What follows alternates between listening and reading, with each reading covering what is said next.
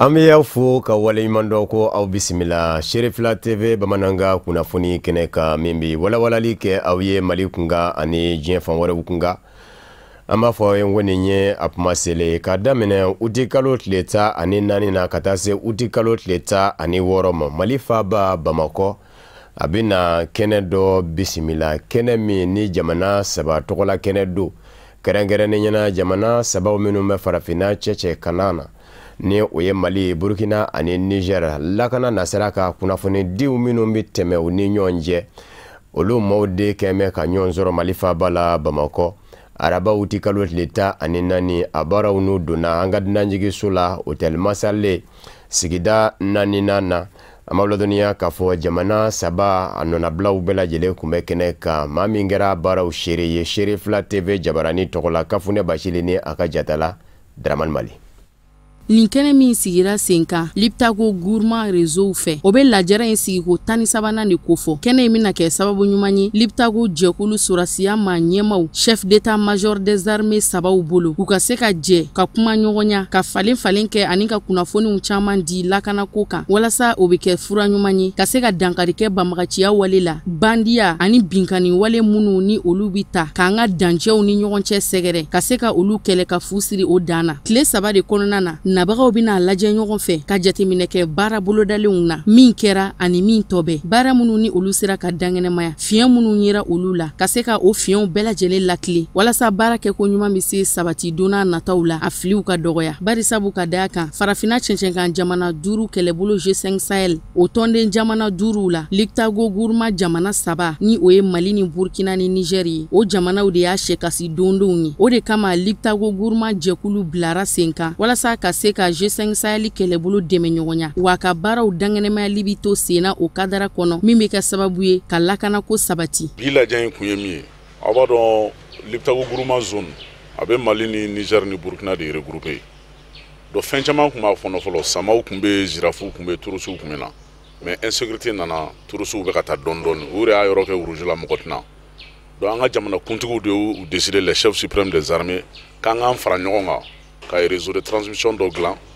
chef d'état-major bɛ se ka kuma ɲɔgɔn fɛ min na wa commandant de zone minnu bɛ an ka frontière fana olu saba o fana bɛ se ka kuma ɲɔgɔn fɛ kun na pour que an bɛ se ka boli ka jugu gɛn ni ko bɛ yen an yɛrɛ directeur de transition an fana bɛ se ka messages ci ɲɔgɔn ma a la et de façon très sécurisée donc san o san a kuntigiya bɛ di dugu dɔ de ma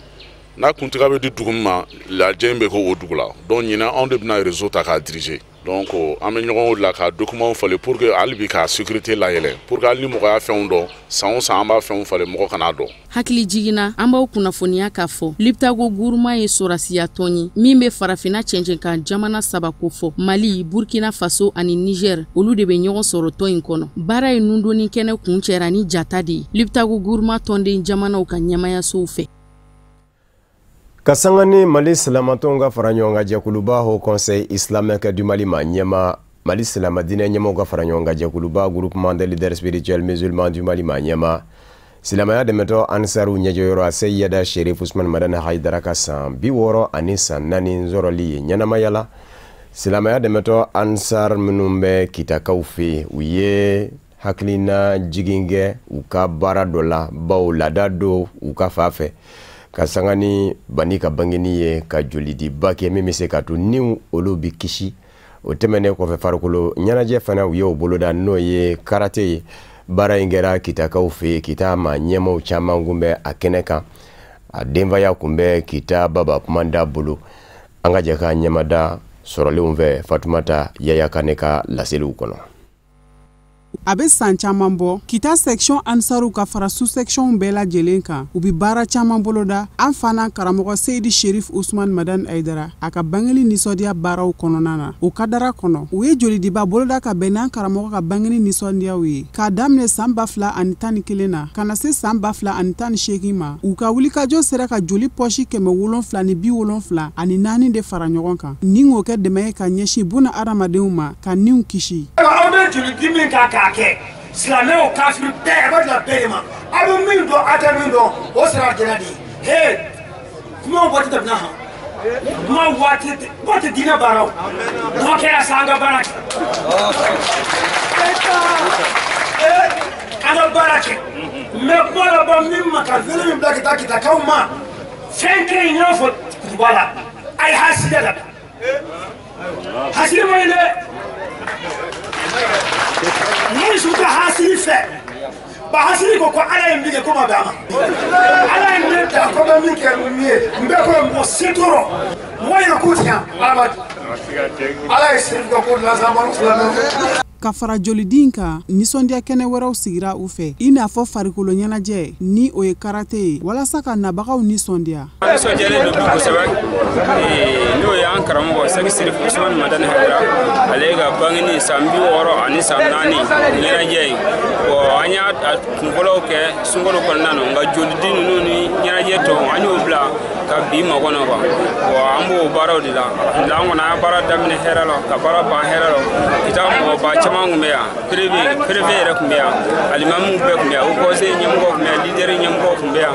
vraiment an kɔni an wasara baara in na tɔndenw yɛrɛ fana bɔra fan bɛɛ lajɛlen fɛ an ka solution 10 ani 6 bɛɛ lajɛlen tɔndenw bɔra bɛɛ la ka na an ka jɛ ka baara in kɛ ɲɔgɔn fɛ an balakaw fana ma to kɔfɛ ni nisɔndiya baara in na ansaru musolakaw ye u ka bonyamasegin kɛrɛnkɛrɛn ka ɲɛsin an fana karamɔgɔ ma Seydi Sherif Usman Madan Aidara ale min kɛra sababu ye ka diinɛ taasira jɛlen yira olu la u ye seereya camanw kɛ u ka kanu kurakurayali kanw na ka ɲɛsin Seydi Sherif Usman Madan Aidara ma an karamɔgɔ kɛra sababu ye ka an musow kun bɛ tɛrɛnden mun na ka an ta an tigɛ ma yewu ka anw jɔ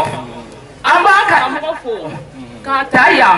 ko diɲɛ tɛ fantan na ni farajɛra ni farafina bɛɛ bɛ an karamɔgɔ ni kibariya dɔn an karamɔgɔ ni ye baara mun kɛ an b'a ɲini ala fɛ an karamɔgɔ ni ala ka sija ni kɛnɛ ala k'o kalifa n'a la yarabi sija ni kɛnɛ ala k'o kalifa n'a la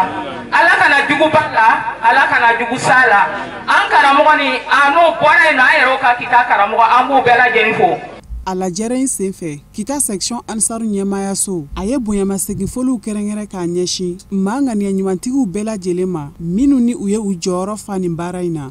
joli banna yɔrɔ dɔrɔn o ye saya direct de fura t'a la a bɛ fɔ k'a ye na ni nin ye yan fɛ a ye na ni nin ye yan fɛ nka ni joli taara ka ban pewu fura t'a la i bɛ sa ni mɔgɔ min y'a joli don adamaden kelen na a bɛ komi ye a ɲɛnamaya a bɛ komi ye diɲɛ bɛɛ ɲɛnamaya an bɛ an ka haut conseil national ɲɛmɔgɔba an b'a fɔ n'o ye Sherif Usman Madan Haidara ko ala k'a sara fo ka taa n'a sara kɛ harjinɛ ye kita marabolo dugutigilakaw ka se a marabolo ɲɛmɔgɔw ma u da ma dogo nin waleya ɲuman in foli la ka ɲɛsin ansaru ma jeli tɛ je ko n'a bɛna kɛ la i tɛ ɲininka n'a sɔrɔ i bɛ ansar la jeli bɛ tila parce que adamaden i tɛ ɲininka n ye silamɛ ye ubiyɛn n ye dinamo ubiyɛn n ye kerecɛn hali n'i tɛ dinɛ yɛrɛ la parce que jama in na dɔw bɛ yan nɔ numu bɛ yan dinɛ olu tɛ ka dinɛ ko tɛ mais hali ni olu bɛ a bɛ k'u la donc kɔrɔ ko an bɛ mɔgɔ ko de la an tɛ ansar ko tɛ donc maa ɲini aw fɛ ala ka nin kolo sabati mun tɛmɛ anw ka côté ne gouvernement ka fanfɛla ye an bɛ aw ka bila la a bɛ ɲɛ cogo cogo la vraiment aw bɛ s'an ma n'an bɛ se k'aw dɛmɛ baara nin ka sabati parce que n'a ɲɛna anw de bɛ lafiya. an bɛ aw ladɔnniya k'a fɔ ko lajɛrɛ in laɲɛnamayara kosɛbɛ ni duwawudenw ye ka se alikuranakalanw ma. hali bi silamaya dɛmɛtɔ ansaruw ka denmisɛnnin minnu bɛ kalansow la burukinakaw kɛrɛnkɛrɛnnen ɲɛna san o san u bɛ na u ɲɛda a Seydi Sherif Usman Madan Haidara ka baaraba kɛlenw nka yɔrɔ caman kɛra u fɛ burukinakaw an balimaw u nane Mali la u y'a daminɛ tamani na ni ka bɔ tamani ka na don ɲuman na a Seydi Sherif Usman Madan Haidara ka forow la taamadenw taara u ɲɛda yenga an ka maa min kun bɛ a kɛnɛ ka Sherifla TV jabarani tɔgɔ la ka bɛn ni dimanche uti kalo tile 4 ye o ye Abdulayi Sogodogo ye kumakan bɛ lase maa min fɛ Fatumata Yaya Kane don. Burkina Ansar kalandenw ka tile fila taama kɔnɔna na Bamakɔ. Tumana mina u taru ɲɛda an mɔkɛ dayɔrɔ kan ni o ye Bamadan Aidara ye Tamani. Segu marabolo kɔnɔna na u sɔrɔla kana dɔ ɲuman na Seydi Sherif Ousmane Madan Aidara ka foro la. O min bɛ Safo commune fɛ ni ani Bamakɔ cɛ bɛ taa kilomɛtiri damadɔ la. Ye min kɛrɛnkɛrɛnna k'o kɛ mabaw dayɔrɔ ye Sherifla denbaya tɔgɔ la. Nin kalanden ninnu ka nin wulikajɔ taama in kana dɔ ɲuman na a laɲini tɛ dɔwɛrɛ ye kana dugawu kɛ maa ɲuman ninnu ye ani ka laɲiniw kɛ Ala fɛ u kama. An sela bi ka se ka an ɲɛda an karamɔgɔ minnu y'an kɔn Ala ka hinɛ na o kaburu kan ka dugawu k'o ye ka dugawu ɲini Ala fɛ n'o tɔgɔ ye Ala ka kɛ o kama a ka an ka haminaw de la. An bɔla Bobo de la so mais an minnu nana an bɛɛ bɔla Burkina région 13 bɛɛ la. Olu ɲina ne ka siɲɛ fɔlɔ lo n fana ko o nana min lankali n ye n fana ko n y'a kana ye. Voilà si welelikan min ne fɛ k'a fɔ ye parce que ne yɛrɛ nana ne ye min ye ne yɛrɛ nisɔndiyara kojugu. Donc ne bi min fɔ ɲana bɛɛ ka banba wariko tɛ voilà bɛɛ ka banba ka cɛsiri kama hali ni siɲɛ kelen don i fana ka banba kɛnɛ i ɲa da en tout cas Sherifu kan Sherifu kaburu kan en tout cas ani Sherifu cɛ yɛrɛ réalisation mun kɛ yan. An fana karamɔgɔ Seydi Sherif Ousmane Madan Aidara ka foro kɔnɔna na dɔ ɲuman na kalanden ninnu ka yala sera fɛn camanw ma i n'a fɔ dantanfɛn minnu ni olu bɛ mara kɔnɔ ye fo ka taa se baarakɛle camanw fana filɛliw ma o bɛɛ tɛmɛnen kɔfɛ u sɔrɔla ka labanna ni k'u kunda Sherifla kaburudon kan ka taa ziyara kɛ o kɛnɛ in kan u ye u ka nisɔndiyaw yira ka bonyamasegin kɛrɛnkɛrɛn ka ɲɛsin fana karamɔgɔ ma Seydi Sherif Ousmane Madan Aidara a ka yɛrɛdi la diinɛ baaraw siratigɛw kan kɛrɛnkɛrɛnnenya na silamɛ denmisɛnninw jogow dilanni siraw. An ye baaraw daminɛ bi sɔgɔma ni ka taa bɔ an fa ye n'o y'an ka cɛkɔrɔba ɲuman ye an mamakɛ Bamadan Aidara an taara dugawu k'a ye ni silamɛ ɲuman mun yɛrɛ bɛ kaburuda ye. Voilà an tilara an fana foli karamɔgɔ balima minnu bɛ yen nɔ an ye folikan lase o ma voilà donc Ala fana y'a kɛ an ɲuman seginna an sera Bamakɔ an tilenna kana don ɲuman na k'an mana bɔ an karamɔgɔ Mamadu Madalina a dɔgɔkɛ ye an'an ba min bɛ yɛrɛ bɛ yan ani an ka karamɔgɔ ka kalanden min yɛrɛ bɛ n'o y'an yɛrɛ fana karamɔgɔ ye Ustaz Bunaɲang ka dugawu kɛ o fana ye voilà ni ka dugawu ɲini Ala yɛrɛ fɛ ka sin silamɛdenw bɛɛ lajɛlen ma voilà an bɛ fana kumakan laban min fana fɔ ka appel lancer jeunesse ma jeunesse fana ka jija ka yɛrɛdɔn ɲɛɲini i bɛ min na ka se k'a ɲɛdɔn ka se ka diinɛ ɲɛdɔn parce que an bɛ baara min kan k'a kɛ ni mɔgɔ caman ta kɛ ka sababu kɛ ko o ma faamu mais n'i y'a ɲɛɲini i b'a dɔn kɛta de don voilà donc ne kɔni min fɔ jeunesse ye ka taa dɔnni yɛrɛ ɲini kira ye mɔgɔ yɛrɛ lasu ka kɛ dɔnni ɲini kan voilà donc an kɔni bɛ dugawu laban min kɛ o ye ka kɛ an karamɔgɔ ye Ala ka si jan ani kɛnɛya di an karamɔgɔ ma yarabi Ala kana karamɔgɔ ɲɛ da sɛgɛn kan ko a n'a denbaya bɛɛ lajɛlen. An bɛ se k'a fɔ a Seydi Sherif Ousmane Madan Aidara a ye min ɲɛ anw denmisɛnninw ye précisément an jeunes ye et grâce à Sherif Ousmane Madan Aidara bi anw bɛ se k'an kun kɔrɔta an ɲɔgɔnnaw ɲɛfɛ an bɛ se ka taama an kun kɔrɔta ni parce que a ye éducation min d'an ma a ye éducation d'an ma an yɛrɛ bɛ se ka vie société kɔnɔna ye an ka écolesow kɔnɔ voilà an ka écolesow kɔnɔ an bɛ lɛsira n'a ye an bɛ vie ɲɛnama quoi problème foyi t'an na. Ala a ye éducation min d'an ma mɔgɔ fɛnɛ b'an respecter a kan nafa min bi ni colonie na parce que an bɛ coloniw ye mɔgɔ bɛ taa ka taa jurumuko kɛ ka taa ala kotɔw kɛ mais anw nana an ma na o la an nana k'an bɛna ɲɛ da an ka mɔgɔ ɲumanw kaburu kan foli min bɛ ne fɛ k'a ɲɛsin karamɔgɔ n'a ka denbaya ma o de ye k'a fɔ k'an ce ani baraji a yɛrɛ ye a sɔnna ka jɛn a ka ɲɛnamaya kɔ ka anw éduquer diɲɛ laban in na an b'a lɔn min bɛ bi an bɛɛ b'a lɔn min bɛ bi mais karamɔgɔ kama anw bɛ se k'an kun kɔrɔta ka taama filaw ɲɛfɛ an bɛ se k'an kun kɔrɔta ka taama société kɔnɔ. An bɛ aw ladɔnniya k'a fɔ ko lajɛrɛ in kun cɛra ni duwawudenw ye. Dɛmɛnikɛ jɛkulu ni u kama ko ONG Qatar Charity a ye saga 81 ɲɔgɔn na de fa ningu ni banabaatɔw la banabaatɔw minnu dan bɛ lapitani zo la an ka Mali faaba la Bamakɔ hôpital du Mali ko in yɛrɛ ka bɛn ni tarata uti kalo tile 13 ye Boubacar Traoré n'o mun kone olu kun bɛ Sherifla TV Jabarani tɔgɔ la. U kelen ka sagajigi 1000 ni kɔ ni fantaw na seliba ɲɛkɔrɔla la ONG Qatar Charity filɛ ka ko kura wɛrɛ boloda tarata tɛmɛnen u y'u kunda hôpital du Mali kan ka sagajigi 81 faga k'o sogo sarada an balima banabaatɔw ni ɲɔgɔn cɛla la ani hôpital du Mali baarakɛlaw ni ɲɔgɔn cɛ maa minnu ye sɔrɔ ko o ko la a bɛ t'i jɔ maa 320 ɲɔgɔnna na. Bon bi fana o ye seliba hukumu kɔnɔna ye parce que an y'a ye hôpital de Mali la yan nɔ banabaatɔ bɛ yan nɔ seli bɛ tɛmɛ bon k'a sɔrɔ u tɛ bɔ a kalama an ye jateminɛ kɛ ko an bɛna dɔ d'u ma sogo la u ka se ka nafa sɔrɔ a la an nakun ye o de ye parce que an y'a sɔrɔ an y'a dɔn k'a fɔ ko banabaatɔ bɛ bɔ Mali yɔrɔ bɛɛ lajɛlen la ka na yan nɔ bon ni seli sera sisan u ka somɔgɔw tɛ yan nɔ bon u tɛ sogo sɔrɔ bon an ye o jateminɛ kɛ seliw an taara dɔ kɛ congé bon bi an nana yan nɔ an ka se ka sogo d'u ma. Hôpital du Mali ɲɛma kɔni y'u ka nisɔndiya yira nin kɛwale ɲuman min taara k'u sɛgɛrɛ ONG Qatar Charity maaw fɛ. Hakilina min d'an ma an kɔntanna yɛrɛ de on a eu que an y'a ye hakilina na ko non seulement banabaatɔ jɔrɔlen don ka banabaatɔ la on a su que mɔgɔ wɛrɛ jɔrɔlen don min t'u ye quoi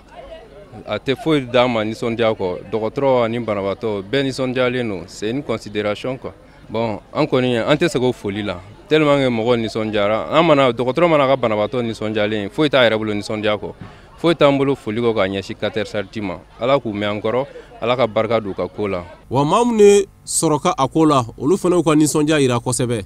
Nin kɔni vraiment a ye bonya min k'an ye a diyara an ye kosɛbɛ kosɛbɛ an yɛrɛ tun bɛ deli k'a ye télé la mais an tun b'a sɔrɔ fɔlɔ ni ɲinan tɛ a diyara an ye a bonyana ma wasala an kɔni bɛ dugawu dɔn k'aw ye an cɛ nin baara ɲuman na ala k'aw sara ala ka wasa baara la n bɛ ladilikan min d'u ma o ye adamaden bɛɛ lajɛlen ka tile ala ka sariya sira kan parce que ni ala ka sariya sira tɛ ni aw tilenin tɛ an tɛ nin sɔrɔ. Ka maaw hakili lajigi k'a fɔ ONG Qatar Charity delila ka baara ɲuman dɔ kɛ ni lɔbitaniso in na ni o ye jibondon dɔ jɔli ye a dɔgɔtɔrɔso kɔnɔna na o bɛ san 2 bɔ ni wagatinin na. Diɲɛ fan wɛrɛ kunnafoni nasiraw la an bɛ aw ladɔnniya k'a fɔ Faranzikaw fɛ ka bɛn ni Alamusa uti kalo tile 15 ye jamana ɲɛma Emmanuel Macron a bɛ farafinna tile bi yanfa jamana ɲɛma 2 bisimila Gale ye Alassane Dramane Ouattara ka bɔ Konowari filanan o ye Alpha Condé ye ka bɔ Laginɛ Conakry o bɛ bisimila kadira min kɔnɔ o san yala foroba kɛlɛ sa ni u kama ko deuxième guerre mondiale la dɔw ko alimangɛlɛ Faransi bɔtɔ bolo la farafinde minnu ye kɛlɛ kɛ Faransi bɛ se ka bɔ bolo la olu ka kɛnɛ de bɛna sigi o de y'a to wele bila bɛ nin jamana ɲɛma filaw ma u ka farafinna bɛɛ lajɛlen nɔna bila maa minnu nbira Faransi bɔtɔ bolo la farafindenw na a caman bɛ bɔ yɔrɔ minnu na jamana damadɔw don i n'a fɔ Maroc, Algérie, Sénégal ani a ɲɔgɔnna wɛrɛw Tunisie olu maaw de caman dan bɛ yɔrɔ dɔ la yɔrɔ min labɛn bɛ Faransi maa ɲɛmaw fɛ kabini u binza kɛlɛ senfɛ nin y'a san 70 ani san 5 de ye ko in ni kɛli cɛ an b'aw ladɔnniya k'a fɔ maa 400 ni maa 60 ani maa 4 olu de dalen don Faransi yɛrɛ kɛlɛbolo fɔlɔ min bira Alman kɛlɛ senfɛ ninnu de don Faransikaw y'a yira k'a fɔ u kɛnkun bɛ ka kɛlɛcɛ 250 ɲɔgɔnna de bɔ min bɛ se k'a to u bɛ kisi Alimanikaw ka Adolf Hitler ka bɔnɛw ma san 1944 ka na se san 1945 ma min ye tiɲɛni caman ye o kɛra ni caman jɛna nka maa minnu ni olu fatura ni farafindenw don farafin dɔw kɛmɛ ka yɛrɛ bi k'a fɔ ɲinɛn bɛ ɲini kɛ u kɔ o de kosɔn Faransi maa ɲɛmaw b'a fɛ a ka dɔn k'a fɔ farafinden minnu bira ɲinɛn ma kɛ u kɔ bawo u caman kun bɛ bɔ farafinna gɛɲa ka yanfa fɛ ni o ye arabu yanfa ye ani farafinna farafinmaw yɛrɛw bi sɔrɔ yɔrɔw minnu na n'o ye anw ka kɔnɔ ninnu ye farafinna tile bi yanfa u kun k'o mɔ donni kama ko Afrique occidentale française ani AEF ni o ye Afrique équatoriale française ye o ye farafinna camanjɛ yanfa ye a bilama bɛ wele ko Afrique centrale o kumana Alpha Condé ni Alassane Ouattara olu bɛna kɛ Faransi jamana ɲɛma Emmanuel Macron ka dunanba ye ka se ka farafinna nɔna bila a tasibila kɛnɛ kan. Congo Kinshasa jamana kɔnɔ kunnafoniw ye a jira k'a fɔ Ebola bana min gɛlɛcogo bɛ ka ɲɛɲini o kɛra sababu ye maa 2 kɔni sera ka furakɛ baw furasiya 2 kun bɛ ka sifilɛ u la furasiya 2 ninnu u jɔyɔrɔ bonyana maa 2 ɲɔgɔnna muso 1 n'a denw olu sera ka labila k'a fɔ u bɛ se taa so bana saya ma bɔ bilen Amerikikaw fura in olu de jɔra ni a labaarali ni a musakakow ye u kun y'a jira k'a fɔ furasiya 2 minnu kan ka sifilɛ Ebola tɔw la Congo Kinshasa jamana kɔnɔ ayiwa k'a bɛ sɔn ka kɛ sababu ye ka Ebola bana kɛnɛya wa kɛra o ye barisabu ka d'a ka jateminɛw bɛɛ lajɛlen kɔni gɛmɛ k'a jira k'a fɔ u ye maa minnu sigi ni o maa bɛ t'i jɔ kɛrɛnkɛrɛnnen ɲɛna aya maa 600 ɲɔgɔnna na u ye fura in jifilɛ olu la fura ye nɔbɔ minnu ni fura ma kɛ olu la i b'a ye k'a fɔ danfaraba bɛ u ni ɲɔgɔn cɛ o de kosɔn bibi in na ma bɛ se k'a fɔ Ebola bana Kongo Kinshasa jamana kɔnɔ kɛrɛnkɛrɛnnen ɲɛna a ɲɔɲɛ bɛ fa min fɛ ni o ye Goma mara ye kɔrɔyanfan fɛ aya nin fura ye min sɔn ka kɛ sababu ye ka nɔba bɔ bawo musolaka min ni ale labilalen filɛ nin ye an b'a ladɔnniya k'a fɔ ale yɛrɛ cɛ fatura Ebola bana senfɛ a n'a den fɛnɛ tun bɛ Ebola bolo nka nin fura ye min jifilɛra u la a kɛra sababu ye saya o ma bɔ bilen ale bi o Kongo Kinshasa jamana kelen kɔnɔ hali bi jamana ɲɛmayaso bɛ k'a makɔnɔ ni o ye gouvernement ye ministre ɲɛma ni o ye Sylvestre Ilunga ye a sera jamana ɲɛma Félix Tshisekedi ma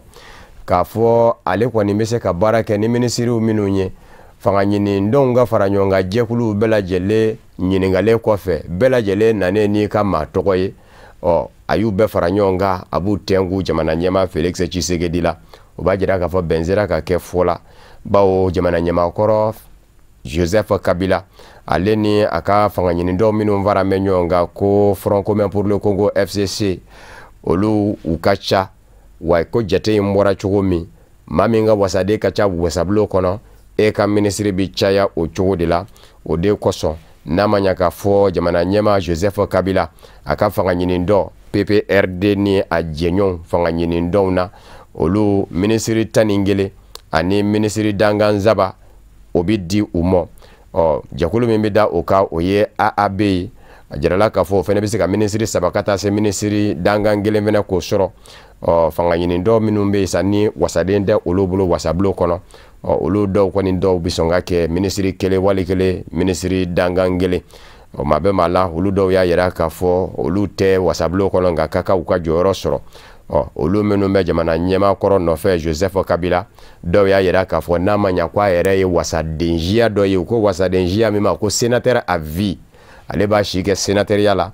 jamana ɲɛma Joseph Kabila b'o cogo de la o kumana ko a dagalen don a ye 42 minnu bɛ a ka fanga ɲinindɔnw ka fara ɲɔgɔn kan jɛkulu bolo ministriw la n'i y'o sigi 100 sara la a yɛrɛbakuni 1 10 a bɛ se ka o fɛnɛ di o kumana min ye Joseph Kabila ye maa minnu tɛ wasabulon kɔnɔ a bɛ sɔn k'i bolongɔniden ɲɛsin o fanga ɲinindɔn ɲɛmɔgɔw ma ni ka olu fɛnɛ kɛ ministri ye jamana ɲɛma Amerikikaw fɛ Donald Trump a y'a yira k'a fɔ sini ma ɲɛmaw bɛ ka labɛn dɔ sabati u ka kɔnɔ nɔfɛ ni o ye Hong Kong ye a bɛ waatinin bɔ Hong Kongkaw bɛ mankanji la fa bɛɛ lajɛlen la k'u ti jɛ ni u ka marabolo ɲɛma muso ni ka kow ye ka sabu kɛ a bilama a t'an bɛ fara sini jamana ka sariya dɔw diyagoya don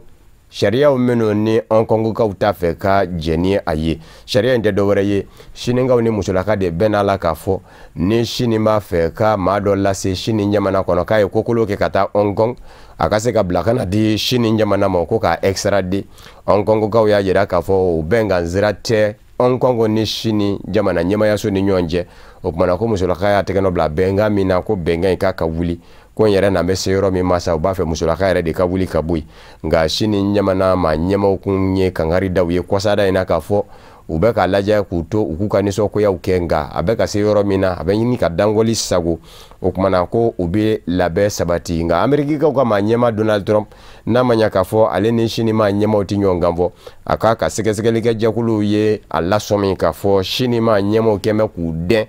ka don dugu dɔ la dugu min ye dugu laban ye yanni ka don Hong Kong mara kɔnɔ ko Shenzhen a y'a ko u ka lakana tigilamaw kɛmɛ ka yen minɛ kaba k'u bɛ ka labɛn sabati Hong Kongkaw kama an b'aw ladɔnniya k'a fɔ bibi in kɔni na min ye Hong Kongkaw ye ntɛnɛn fɔ tarata pankuru ma se ka wuli pankuru njigi kɛnɛ kan ka sabu kɛ u taara yen minɛ k'o fa i ko dakɔnɔ ɲi a kɛra sababu ye ka maa caman ka taama bɔ a ma o de fana bɛ dansigi bamanankan kunnafoni na min farala ɲɔgɔn kan ka lase aw ma kunnafoni di so ɲɛmayaso fɛ ka bɛn ni nin kuma in ye ka bɛɛ fo ka bɛɛ waleɲuman dɔn Mali kɔnɔ ani Mali kɔ kan aw minnu kɛ kun bɛ ka ɲɛmada ka ɲɛsin jabaraniw ma walasa faamuya bɛ se sɔrɔ aw fɛ Seri Fila TV bamanankan kunnafoni na laseli wɛrɛ aw ni Fatumata Yaya Kane bɛ ɲɔgɔn sɔrɔ yan'o cɛ kan bɛɛ diɲɛ waati wɛrɛ n'Ala sɔnna ma.